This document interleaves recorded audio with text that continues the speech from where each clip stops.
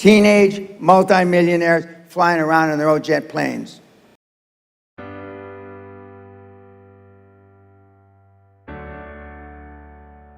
We have kids, the only asset they have is a 15-speed bicycle, which kind of puts the same category you're in, a 15-speed bicycle.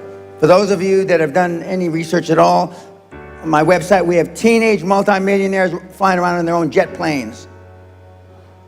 Teenage multimillionaires flying around in their own jet planes. You should be embarrassed. Teenage multimillionaires flying around in their own jet plane. And he's the one that had the 15-speed bicycle. That's why I use it a lot. He's not a teenager anymore. He's 21. If he were standing right here, Josh Kim. He's half Korean, half Caucasian. But the one thing that they all have in common is they're fucking hungry. Hungry for a better life. Hungry for change. Hungry for the tough love their parents didn't give them. Growth only comes through pain. You probably don't have any athletes in the audience. But anyway, for those that have read about being an athlete, no pain, no gain. It's the same in life. Elon Musk, Steve Jobs, Dan Pena, Ted Turner, amongst a whole bunch of others, all had one thing in common. We all slept in our office the first 5 or 10 years of our business life. Slept in our office the first 5 or 10 years of our business life. Motivated seller. Now, I know it's not politically correct to talk about having sex with 1,000 partners anymore. But rock stars got nothing on Dan Pena. I got more ass than a toilet seat at a fucking bus station. And I was proud of it. How? Because I asked. The squeaky wheel gets the grease. And you've been taught all your life not to ask. To politically fit in. So the one moving part is a motivated seller. Now let's say that this table are all in IT. This table is in manufacturing. This table is in medical services. And this table is in construction. Of these 5 tables, or 5 industries I just mentioned, you're looking for a seller that is between 55 and 70. He has no line of succession, meaning he has nobody to leave the business to. Because most children today don't want to have anything to do with their parents' business. There's no succession planning. So there's got a guy, 68 years old, he's been in the business 35 years, he's built up a construction company to 5 million euros a year. He makes let's make it even numbers, €1 million a year out of 5 million, which would be a great business, that'd be 20%. What's he gonna do when he drops dead? He's gonna drop dead, right? And who's he gonna leave the business to? The hag he calls his wife. And what is she gonna do with the business? Fuck all, nothing. She's hoping she dies before him, so she doesn't have to be stuck with the business. Why don't the owners plan for death? Because nobody wants to talk about it. Why don't owners have a succession plan, meaning when I die, this is what's going to happen to the business? Because they don't want to talk about it. It's one of the things you don't talk about. It's the only thing I talk about. Okay, so you got a motivated seller. He's got a construction company, 5 million euros a year revenue, total revenue. He makes 1 million after tax. That is your prospect. That is the person you call on. And on the site, we show you how to call on these people, how to find them. And 7 or 8 times out of 10, you can finance the entire transaction with no equity. You can finance the entire transaction with commercial debt, or as you say in this country, debt. Commercial debt. Meaning you don't have to have any fucking money. Now, Nyarota, which I had the privilege of teaching at back in the 90s, Erasmus, which I had the privilege of teaching at back in the 90s, and University of Amsterdam, which I had the privilege of teaching at back in the 90s, I used to ask the question, how many classes have you had in buying a business? Nobody raised their hand.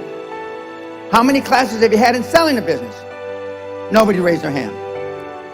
How many classes have you had in leadership?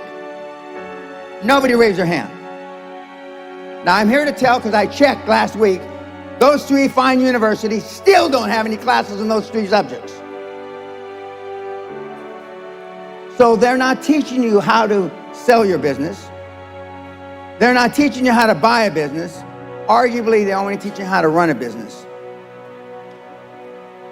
So we have a motivated seller that has not had any succession plan, and that wants out, and that they will look at you with tears in their eyes, rolling down their cheeks. You're their savior.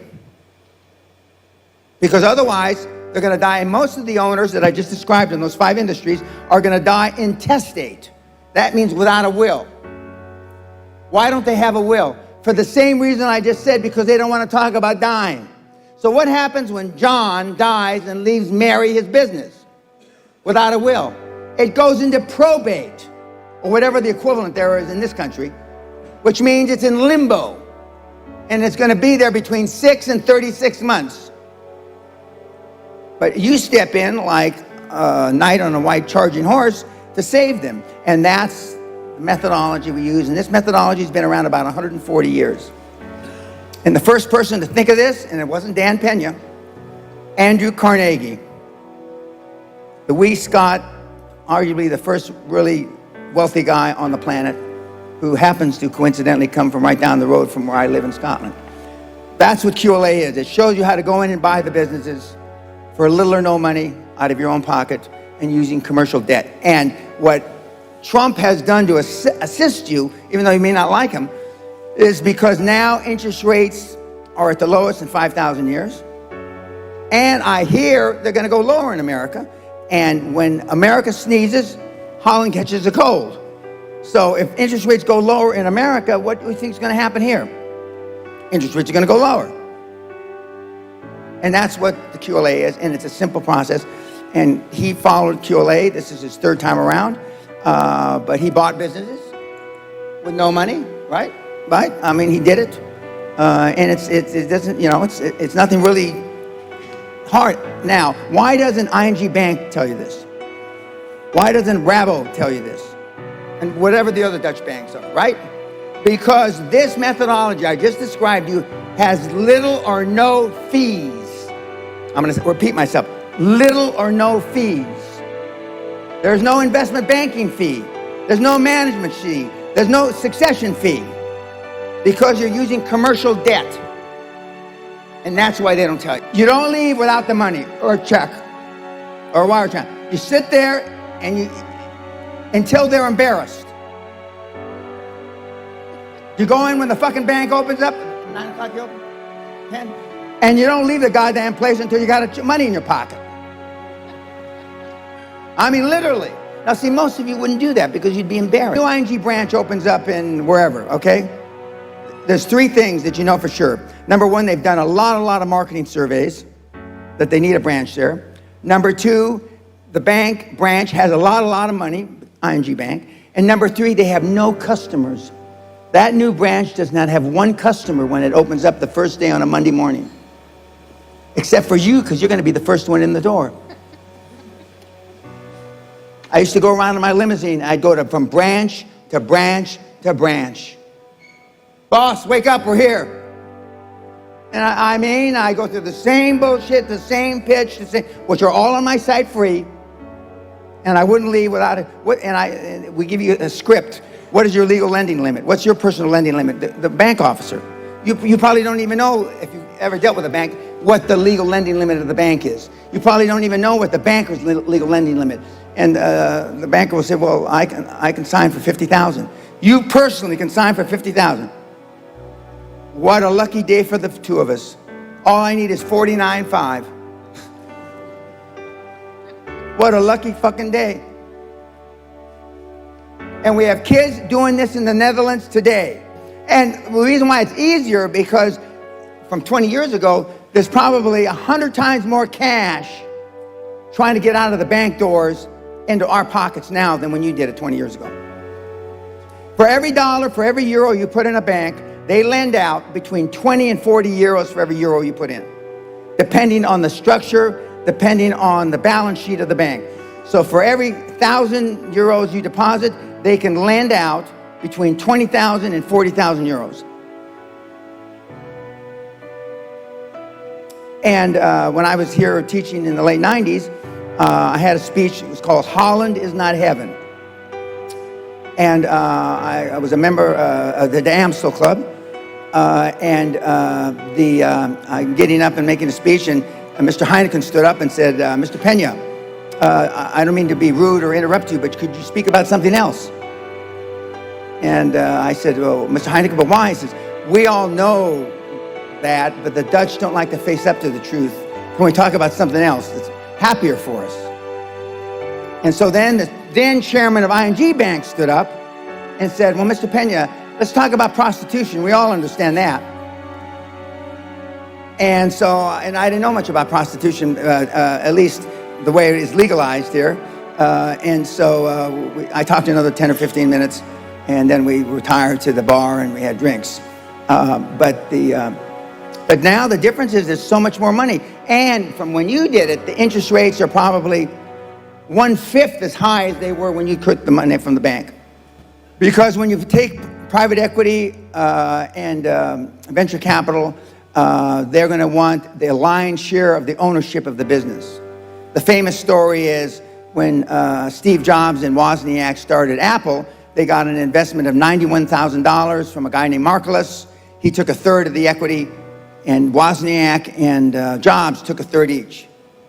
Now, that $90,000, they take 90% and leave 10% to the founders or the owners. But it's too easy. It's too easy.